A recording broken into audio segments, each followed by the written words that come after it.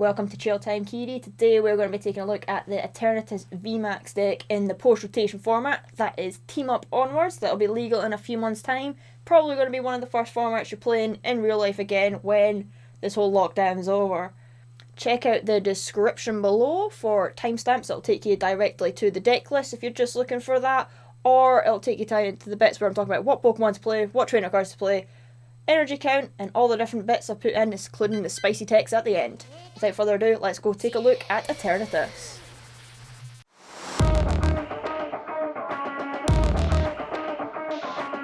Now, our main attacker in this deck is going to be Eternatus VMAX. For 1 darkness and 1 colourless energy, he can do his Dread End attack, which hits for 30 damage times the amount of darkness Pokemon on your side of the field. When you double this with his ability, allowing you to have up to 8 Pokemon on your bench, as long as they are darkness types, you can't bench any others that aren't darkness type, then he can hit for a whopping 270 damage. Mixing that with him having 340 HP, he is going to be a massive powerhouse going into the next format. As soon as I saw this card, it reminded me of Mega Rayquaza EX. That was the deck that I took to my very first Nationals in 2015, so as soon as I seen Eternatus VMAX, I knew this is going to be the deck. I'm going to be playing this deck, and I got excited about ways to build it and see if I could use any of my old lists from that old 2015 format and bring them into the current format today. Now, the first thing you're going to want to do when you're making a deck is to pick your Pokemon. What Pokemon are you doing? So we've got Eternatus VMAX as our main one, which means we're going to have to be playing Eternatus V in this deck. Now, he sits at 220 HP as a base. That is good for a basic Pokemon. Now, his first attack for 1 energy allows you to do 30 damage and get yourself another darkness energy onto the bench, I believe it is. So he is good for your first turn to get yourself set up to get extra additional energies on that. The second attack requires 4 energy, hits for 120 damage or 240 damage if it is a VMAX. Very unlikely you're going to be doing this attack. You're not going to be having a good time if you're doing this attack. Much more better to be attacking with the VMAX. Now, what Pokemon are we going to want to go with this? As a general rule of thumb, we're going to only want to use Darkness Pokemon in this because of the ability. It does not allow you to bench anyone else except for Darkness Pokemon. So what can we use to help with this? We're going to want Pokemon that can fill up our bench easily, so we're going to want a lot of basic Pokemon in this so that we can just play it down, not rely on too many evolutions, although you can use Weavile, we'll talk about that a little bit later on. The key card that you're going to have in this deck, along with Eternatus V and Eternatus VMAX, is Crobat V. He is the new Shaman of the current format. When you play him down and use his ability Night Assess, it allows you to draw up to 6 cards in your hand. But you can only do this ability once per turn. So unlike Shaman, who you could spam all over the place, you can only do this once. It's still incredibly powerful. It is not as powerful as Shaman was, but it's a lot more balanced for the current format going forward, and it's still a really, really good card that you're going to need in this deck. Most are going to run at least 3 or 4. Personally, I'm running 4, but some people are going to get away with 3.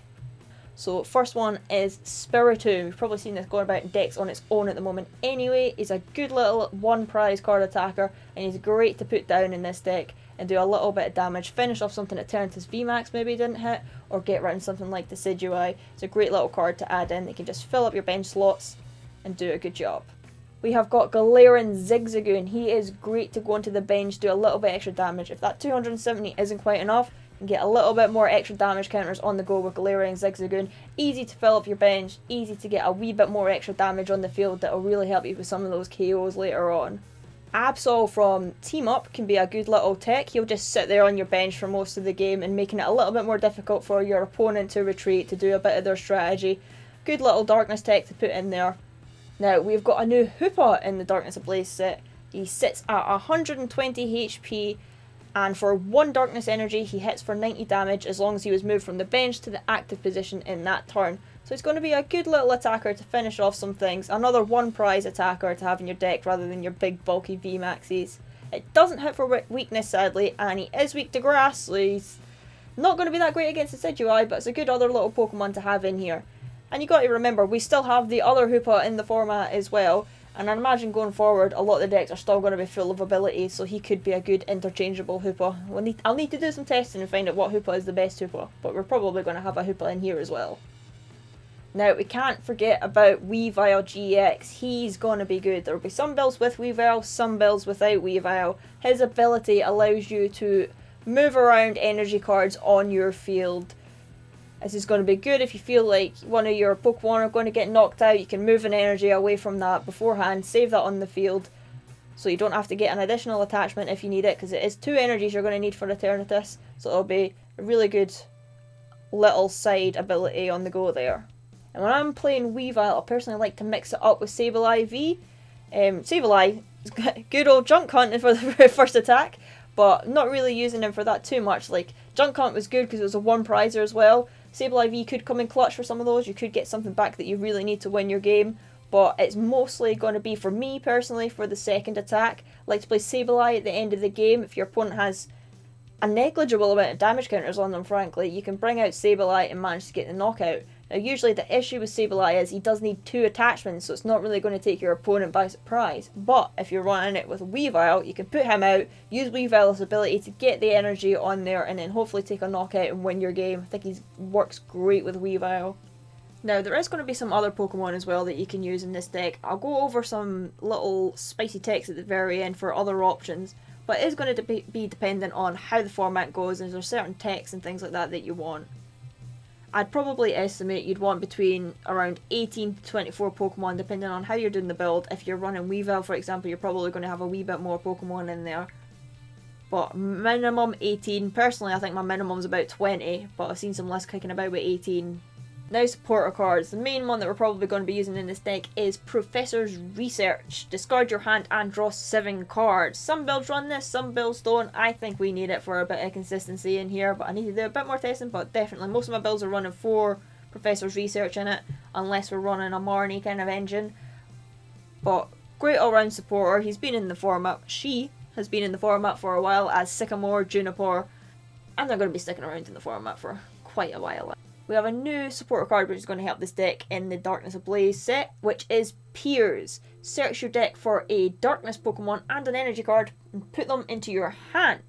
And now, apparently with this, you can also get special energy, which is going to come in handy as well, so it's not just basics you can get. That's going to help us get our VMAX, get our basics, if we don't happen to draw a quick ball or something. But hopefully we'll get our quick ball and be able to use Pierce to get our evolution card and get an energy, and hopefully then get attack in, and that'll get us the last piece of the puzzle that we're needing. So we're going to be running Pierce in this deck.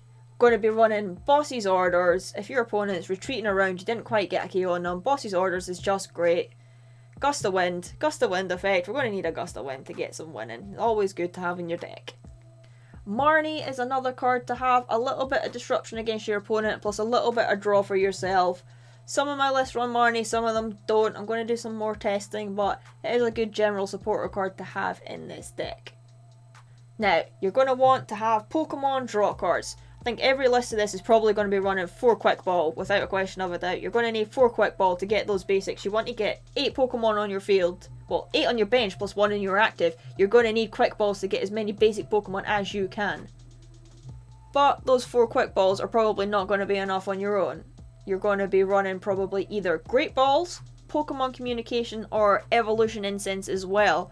A lot of my lists have got a mix of all these, but I believe you're probably going to be running between, how many have I calculated this as? Between like 6 and 12 Pokemon search cards. 6 is the absolute minimum, and that's if you're running a list that's saying doing like 4 Quick Balls and 2 Evolution Incense. But I think that's a bit tight. I'd personally want more. Some of my lists have got 4 Quick Balls, 4 Great Balls, and 4 Pokemon Communications for the full consistent list, but you can cut down those Great Balls and the Communications to have a bit more space in the deck, and if you feel you don't need quite the full amount for consistency. And obviously, Evolution Incense is going to depend on what deck you're doing. I'm more going to be running Evolution Incense in decks that are running Weaviles, because you've got your Eternatus VMAX and you've got your Weaviles GX you can get off that. Whereas if you're just running Eternatus VMAX version with lots of basics, like lots of basic 1-prize attackers, you might not want to have Evolution Incense. You might want to max out on Great Balls or something like that instead. Now, Black Market Prism survives rotation, so I'm going to be playing that as my stadium card in this deck. Could also run something like Chaotic Swell, but personally I want to put Black Market in here to have at least a stadium in here. We are going to be running Scoop Up Nets. Most of my lists are running 4, but depending on the build, how many Zigzagoons you got, maybe cut that down to 3, but I think I'm going to be running 4 Scoop Up Nets in my build. Great little card to have in. I'm going to be running a couple of switches in most of my lists as well. Eternatus VMAX does have a hefty 3 retreat cost, so some switches will be nice, especially with the new Hoopa as well, to make sure we've got a way to switch. We will be running Hide Energy, But if your opponent has a way to get rid of those energy, or you just don't happen to have that special energy on it, some switches always come in handy to get the right attacker you want in the active at the right time. Now, let's take a look at some of these lists. I'm going to be referencing this here because I haven't memorised them all off by heart. But here we go. First list is going to be the Speed Consistent list. This is a good basic starting point. It's going for pure consistency, not many text at all. Just focusing on doing the basic strategy of filling up your bench, getting Eternatus VMAX, and attacking. So we're going to be having a 4-4 Eternatus VMAX line in here, with 4 Crobat to help get that set up too. We're going for 4 Galarian Zigzagoon, 3 Spiritomb, 1 Hoopa, and 1 Absol. So we've got some 1 prize card attackers in there, and some easy little Pokemon to put on the bench as well. Now for this we're going to be running 4 Professor Sycamore, 4 Piers, 2 Boss's Orders, 4 Quick Ball, 4 Great Ball, 4 Pokemon Communications, 4 Scoop Up Nets, 2 Switch, 1 Black Market Prism, 4 Hide Energies, and 6 Darkness Energies. Now this is a good little starting point to go with. Now there is obviously a few cards here and there that you can take out if you don't need the consistency. Like you might not need the 4 Great Balls and 4 Pokemon Communications. You can maybe drop down a couple of Communications, add into Evolution Incense instead, for example. Or you can switch up your energies a bit, run 3 Hide Energies, run 7 Darkness, or even up your energy count a little bit. I need to do some proper testing with Piers to see if 4 Piers is good or not good. At the moment I think it'll be okay. I'll probably drop it down to 3 in symbols and add in something else instead. But for now I'm going to be going with the 4 Piers to get this going. Now this is a consistent-ish way to build Weavile. This is probably the first Weavile build here. We're going to be having a 4-4 Eternatus VMAX, 4 Crobat V, 3 Galarian Zigzagoon, a 3-2 Weavile line, and 1 Sableye V. Now this list doesn't have any of the little 1 prize guys, so it'll do terrible against Decidueye, but I've got some lists later on that are running the 1 prizers, or you could take out the Sableye, put them in, or take out some of the consistency cards further down to get some more Pokemon. Running 4 Professor's Research again, 4 Piers, 2 Boss's Orders, 4 Quick Ball, 3 Great Ball, 2 Pokemon Communications, 2 Evolution Incense, 4 Scoop Up Nets, 2 Switch, 1 Reset Stamp, 1 Black Market, 4 Hide, and 6 Darkness Energies. Now this is just a basic starting point. As I said, it doesn't have many of the 1 prize basic Pokemon, but you could tweak this a little bit. You could take out your Pokemon Communications and put in a couple extra Pokemon instead to do it that way. Or bring your 4-4 Eternatus down to 3-3 and add in a couple extra 1 prizers to help you out a little bit. And then this is the Weavile Marnie build. We've got the 4-4 Eternatus VMAX line with the 4 Crobat. We are running 4 Galarian Zigzagoon and a 3-2 Weavile line. And this one we're going for the 1 Hoopa, 1 Absol, and 1 Sableye V. We're going for 4 Professor's Research, 3 Marnie, 4 Piers, again you could bring this down to 3, 2 Boss's Orders, 4 Quick Ball, 2 Evolution Incense, 4 Scoop Up Nets, 2 Switch, 1 Black Market Prism, 4 Hide, and 6 Darkness Energies. Now again, there's a lot of tweaking in here that you can be doing, but that's just one way to run it with the Marnie engine rather than just going straight Sycamore and Piers. You've had to take out some of the more Pokemon search consistency for that. Whether that's better or not is to be seen, but we shall see. Now, the Weavile 1 prize build. This one we've downed it to 3-3 Eternatus VMAX. We've got 4 Crobat, and we've went down to 2 Galarian Zigzagoon this time, and we've got a 3-3 Weavile line. We're focusing more on the Weavile in this build. 1 Hoopa and 2 Spiritombs as your little attackers. Now you're going to go for 4 Professor's Research, 2 Marnie, 3 Piers, 2 Boss's Orders, 4 Quick Ball, 3 Great Ball, 2 Pokemon Communications, 2 Evolution Incense, 4 Scoop Up Nets, 2 Switch, 1 Black Market Prism, 4 Hide Energy, and 6 Darkness Energy. Feel this one would be a little bit better. I'd like a Sableye V in here as well, but space, you could take out a Spiritomb or a Hoopa for it, but I'd rather not, and I don't really want to drop the Pokemon search anymore for that one. Now, this is probably the spiciest list that I hope will work, what is not going to be as good as the main original first list I showed off with a consistent build, but it'll be fun to try and fun to test and see if it actually works out. This is a Weavile Red and Blue tag team build. So we're going to be having the 4-4 Eternatus VMAX, 4 Crobat, 2 Galarian Zigzagoon, 3-3 Weavile, since we are going to be focusing on the Weavile, 1 Sableye, 1 Hoopa. We're going to be running 4 Professor's Research, still need that draw in here, 4 Red and Blue Tag Team GX, 3 Piers, 2 Boss's Orders, 4 Quick Ball, 2 Pokemon Communication, 3 Great Ball, 3 Scoop Up Nets, 2 Switch, 1 Black Market, 4 Hide, and 6 Darkness. Now, the logic behind the Red and Blue Tag Team build is you're going to be focusing on more getting your Weaviles set up in the early game. So, obviously turn 1 you can evolve, but your second turn, you're going to be wanting to try and get a Red and Blue Tag Team. So, that allows you to get your Weavile from your deck, evolve the Weavile, and get 2 attachments on him. And you think, well, I'm not one to be attacking with Weavile, I want to attack with my Eternatus VMAX. But that's added some energy acceleration into the deck. You've got that Weavile evolved, and hopefully in that turn as well, you can just get a manual evolution of the Eternatus VMAX, and you can use Weavile's ability to move that energy onto your Eternatus VMAX. Manual attachment, you can go attacking with him. You've got your board more set up, having some evolutions on the bench to get the abilities on the go, and just get a little bit more speed in a different kind of method.